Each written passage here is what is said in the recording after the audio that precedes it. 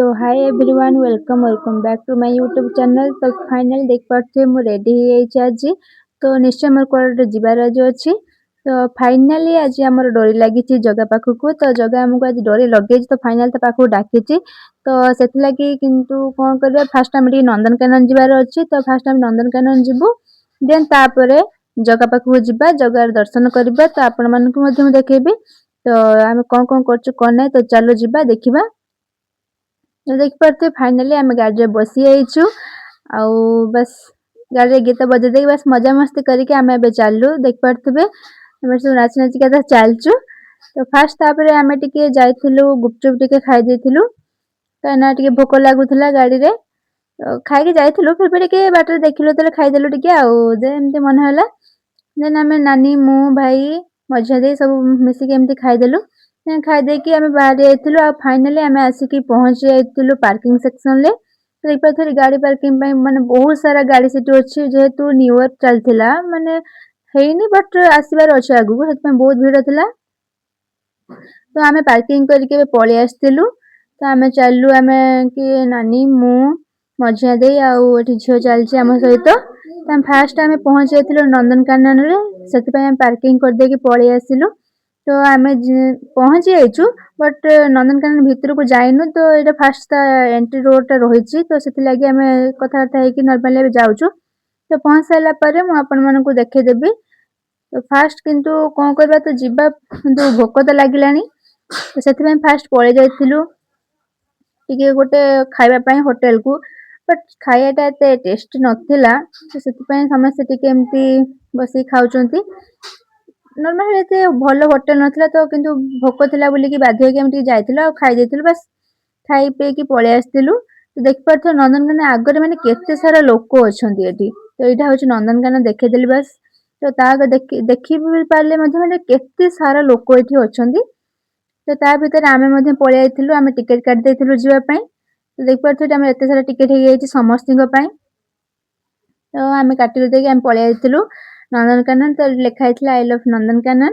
तो आमे सेटू बाहर जाइथिलु कथा हेके फास्ट आमे चालू टिके देखा देखि करिकि तो फास्ट देख पारथो मु जिराफ देखिबाको आमे टिके जाइथिलु। तो आपन देखा न तो भले तो मु पाखरो टिके देखि दउछि आपन माननकु देख पारथु एडी जिराफटा सेटी एते सारा डेंगा आ खराटा पड़थला ना एते भल से देखाउ नथो क्लियर तो जति पाछ मु आपन मान देखिछि तो सेटू देखि के हम पळि आस्थिलु। तापर आमे टिके जाइथिलु सरीसृप उद्यान तो सेठी बहुत सारा साप थिला एंडुओ थिला थिला बट मु देखि पारलेनी मो अंधारिया हेतिला बट खाली कुंभीर जगहटा देख पारथु एठी सो केते सारा रुचि माने कैमरा रे एमते माने रियल केते सुंदर देखा होतला सेठी देखथांदे माने थरे त केबे आसीबे बुले कि निश्चय जिबे नंदनकानन रे। तो सेठू पुणी हम बाहरी आस्थिलु आ मु एठी देख पारथि मस्त सारा बुलुची एठी लोक भी बहुत अछंती आ मु भी एठी बुलिबारे विलंब करू नै तो मु एठी मजा नउची। तो देन आमे टिके जाइथिलु जलहस्ती देखिबा पय तो देख पारथि से पानी केमती बुडी जाऊ उठितला से सेति आपन मानकु देखै देली। तो सेठी देखा देखि करिकि पुणी हम चली माने बहुत सारा जीवजंतु बाघ फाघ अछंती बट मु देखि पारलिनी एते किछि काना एते सारा लोक थिले भिड़ थिले माने मु माने वीडियो भी करि पारलिनी जति कि जो फांका टिके थिला सेठी मु नॉर्मली वीडियो करछि। तो देख पारथि केते सारा हरिण अछंती आ बहुत सुंदर मते देखाउतला भितरु को मध्ये बहुत धଳା हरिण मध्ये थिला किंतु देखियले बहुत भितरु थिला जेटु काम चलथिला नंदनकानन रे आ देख पारथि मो पछरे केते सारा लोक लाइन लागिछन गाडी रे जीवा पय बुलिया पय। तो देख पारथि ओस्ट्रिच अछि तो से केते सुंदर देखाउछि आ आपन मानको वीडियो रे देखछन बहुत बड़ से आ एइटा गोटे देखिलु पक्की बट त ना किछि सेमति लेखा जाय नथिला सेठी तो हम जानि पार नथिला एटा की पक्षी आ या ना भी कोन हमें जानि पारलुनी। तो बस नॉर्मली एबे बुलाबुली सरी गला तो बहुत सारा हेटी बुलाबुली हेई गला। तो हम बाहरी आस्थिलु एबे जेते टाइम मध्ये संध्या मध्ये टिके हेई आसला तेनु सेठी बेल मध्ये बजेजन संध्या हेई गले। तो आमे आसी कि नानी फास्ट टिके तार गुपचुप खाइथिला तार त खाली गुपचुप खाइबो तार आ तो मु एठी खाइथिली मोमोज खाइथिली मु आ झियो एठी मोमोज खाउछु देन मोमोज खाइथिलु बट टेस्टी थिला कि मोमोज टा। देन हम सेठु पळे आसी कि भाईकर मोर टिके खाइथिलु चाउमीन जे जाओ कि खाइलेनी बस आमे खाइबारे मु कॉम्प्रोमाइज करबेनी तो मु खाइ चली भाईकर मोर खाइ जाइथिलु गोटे प्लेट आनिकी काना बहुत सारा खाइथिलु ना पेटरे तो भोक नथि त गोटे प्लेट रे दी जण खाइ दैथिलु। ଦେନ୍ ଫାଇନାଲି ଆମେ ଯୋଉ ହୋଟେଲଟା ବୁକ୍ କରିଥିଲୁ, ତ ସେଇଠି ଆସିକି ଆମେ ପହଞ୍ଚି ଯାଇଥିଲୁ ଆଉ ତାକୁ ଟିକେ ପାଇବା ମଧ୍ୟ ବହୁତ କଷ୍ଟ ଥିଲା। ତେଣୁ ସନ୍ଧ୍ୟା ମଧ୍ୟ ହେଇଯାଇଥିଲା ମୁଁ ଏତେ ଭିଡିଓ କରିପାରିନି। ତ ଫାଇନାଲି ଦେଖିପାରୁଥିବେ ଆମେ ଲିଫ୍ଟରେ ବସିଗଲୁ। ଦେନ୍ ଆମେ ଏବେ ଆମ ରୁମକୁ ପଳେଇଯିବୁ। ତ କାହିଁକିନା ହୋଟେଲ ନ ବୁକିଲେ କାହିଁକିନା କାଲି ତ ପୁରୀ ଯିବାର ଅଛି ନା, ସେଥିପାଇଁ ଟିକେ ଫ୍ରେଶ ହବା ପାଇଁ ପଡିବ। ଯେହେତୁ ଆମେ ଟିକେ ଲେଟରେ ବାହାରିଥିଲୁ ଘରୁ। ତ ଫାଷ୍ଟ ନନ୍ଦନକାନନ ବୁଲାବୁଲି କରିକି ଆମେ ଲିଫ୍ଟରେ ଚାଲିଲୁ ଆମ ରୁମକୁ। ଆଉ ବୁଲାବୁଲି କରି ଆମ ମୁହଁ ପୁରା ଏତେ ଏମିତି ମୁଁ ହାତ ଦେଇଦେଲି ଲାଷ୍ଟକୁ ମାନେ ବହୁତ ଆଜି ବୁଲାବୁଲି ହେଇଥିଲା। ତ ଫାଇନାଲି ଆମେ ଆସିକି ଆମ ରୁମରେ ପହଞ୍ଚି ଯାଇଥିଲୁ। ଏଇଟା ହଉଛି ଆମ ରୁମ। ତ ଦେଖିପାରୁଥିବେ ସେଠି ଭାଇ ଛିଡା ହେଇଛନ୍ତି ଆଉ ମଝିଆ ଦେଇ, ନାନୀ, ଝିଅ ପୁଅ ସମସ୍ତେ ବସି ମାନେ ସମସ୍ତଙ୍କ ମାନେ ବୁଲି ବୁଲି ବହୁତ ଥକା ହେଇଯାଇଥିଲା।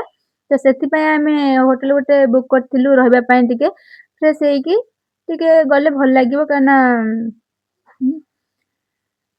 ତ ଫାଇନାଲି ଦେଖିପାରୁଥିବେ ଆମେ ସେଠୁ ପୁଣି ଟିକେ ଫ୍ରେଶ ହେଇକି ପଳେଇ ଆସିଥିଲୁ ଆଉ ଯାଉଥିଲୁ ପୁରୀ ସି ବିଚ୍ କି।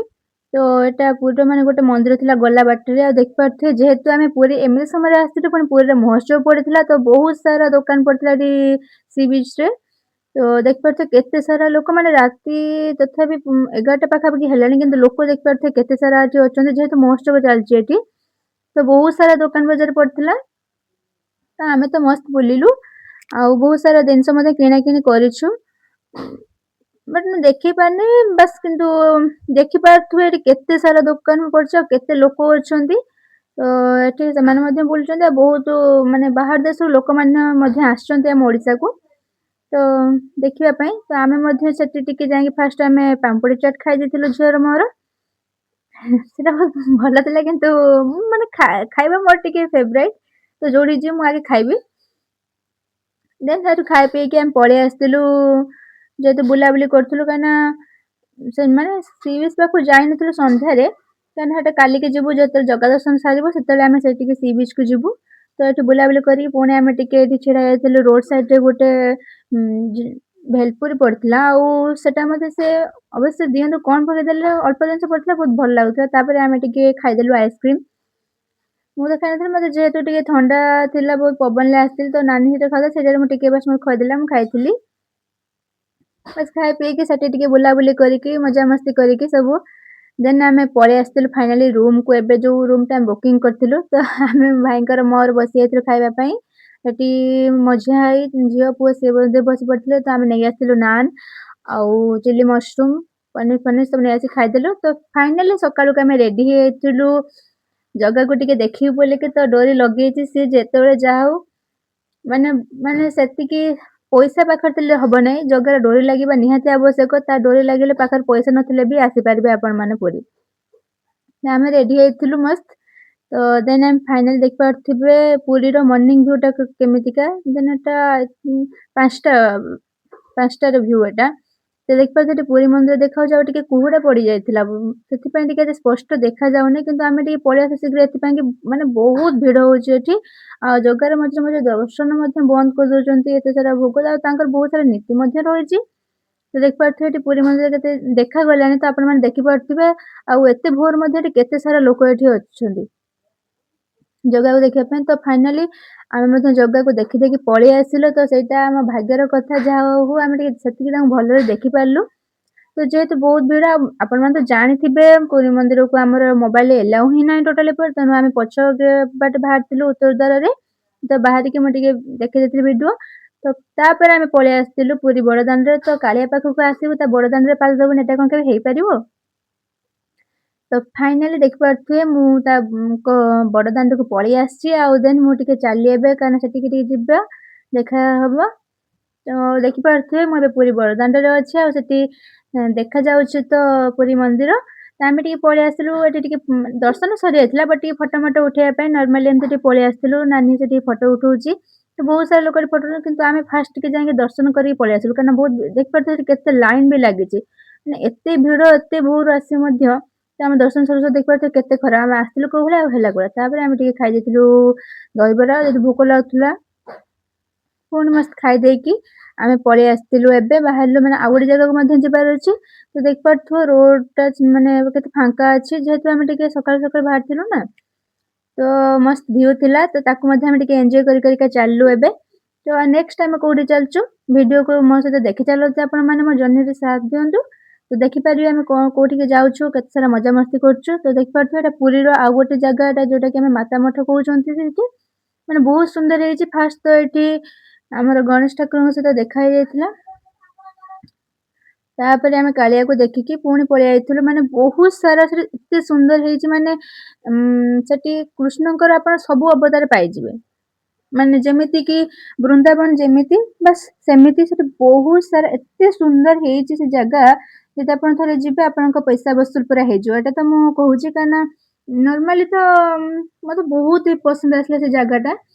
କାହିଁକିନା ବହୁତ ସାରା ଜିନିଷ ସେଠି ଅଛି ଦେଖିବା ପାଇଁ। ମାନେ କୃଷ୍ଣଙ୍କର ସବୁ ଅବତାର ଆଉ ତାଙ୍କର ମାନେ ସବୁ ଲୀଳା ସବୁ ସେଇଠି ରହିଛି। ତାଙ୍କର ଏମିତିକି ସାଙ୍ଗସାଥି ମାନେ ଗାଈ ଚରିବା ହୁଅନ୍ତୁ କି ମାନେ ତାଙ୍କ ଯୋଉ ସାଙ୍ଗମାନଙ୍କ ସହିତ ଖେଳକୁଦ ଏଠି ଦେଖିପାରୁଥିବେ। ଏଠି ମଧ୍ୟ ଏଇ ଲକ୍ଷ୍ମୀନାରାୟଣ ଅଛନ୍ତି। ତ ସେଠି ବହୁତ ସାରା ଜିନିଷ ଆପଣ ପାଇଯିବେ। ସେଠିକି ଯାଆନ୍ତୁ ଥରେ ମାନେ ପୁରୀ ଯେତେବେଳେ ଆସୁଛନ୍ତି ତ ସେଠିକି ଟିକେ ନିଶ୍ଚୟ ଯିବେ ତ ଦେଖିକି ଆସିବେ। ତ ଦେଖିପାରୁଥିବେ କେତେ ସୁନ୍ଦର ହେଇଛି। ଏଠି ମଧ୍ୟ ବହୁତ ଭିଡ ଥିଲା। ବହୁତ ସାରା ଲୋକ ଆସିଥିଲେ ଦେଖିବା ପାଇଁ।